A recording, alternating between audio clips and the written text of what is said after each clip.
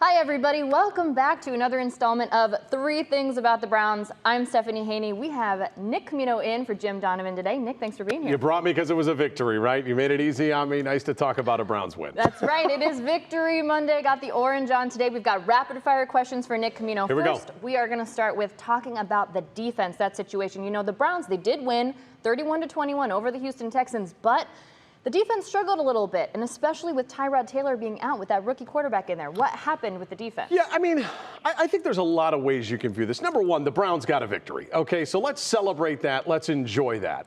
It's the NFL. It's hard to win in this league. So I don't want to be overly critical here after a victory. Saying that, if there was one part where we were going to be objective in this victory, it probably would be with that defense. I mean, there's just a lot of new names. There's a lot of new faces on that side of the football.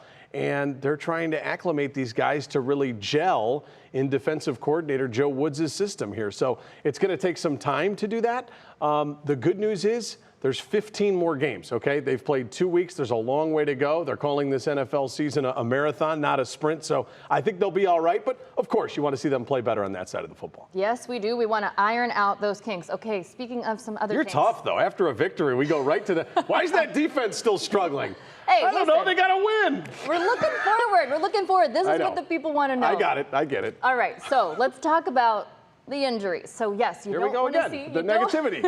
What's going on here? Well, we want the perspective from you. Sure. It doesn't have to be negative. We'll see. All right, so 2 things we're looking at. Number one, Baker Mayfield. He stayed in the game. He didn't really miss a play after he hurt his shoulder there. He was, throwing passes. He was running for touchdowns, so that's good news. Seems like he's okay. The tough part is Jarvis Landry. It sounds like he's going to be missing some time now with a sprained MCL, got looked at in the MRI. On top of that, now they say he's day-to-day. To that, I could quote former Indians manager Manny Acta, who said, "Aren't we all day-to-day, right? We all have our certain injuries." So hopefully he's back sooner than later. I was thinking, though, maybe this push, accelerates the time clock on Odell Beckham Jr., who has not played yet this season, did not play in the preseason, but it really looks like he's ready to go here pretty soon. Well, we would love to see that. Love to see some OBJ on the field for sure. All right, now let's look forward. We were expected to win against the Houston Texans. Next up, we've got the Chicago Bears, where we might face former Buckeye quarterback Justin Fields with Andy Dalton out. So, yes. What are we looking forward to? Storylines galore, right? The former Buckeye comes to Cleveland.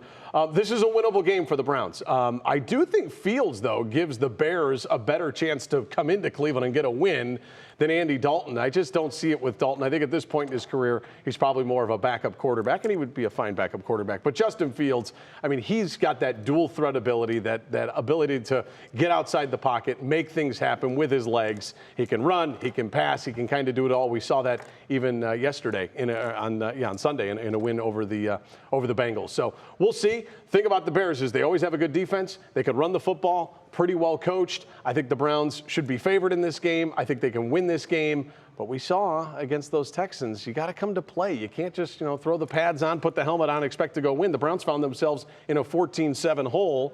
You got to go out, set the tone early, and beat this team. But, yeah, the Fields dynamic is very interesting. Should be fun. It will be interesting to see for sure. Maybe this is exactly what our defense needs to get that opportunity. There you go. There we go.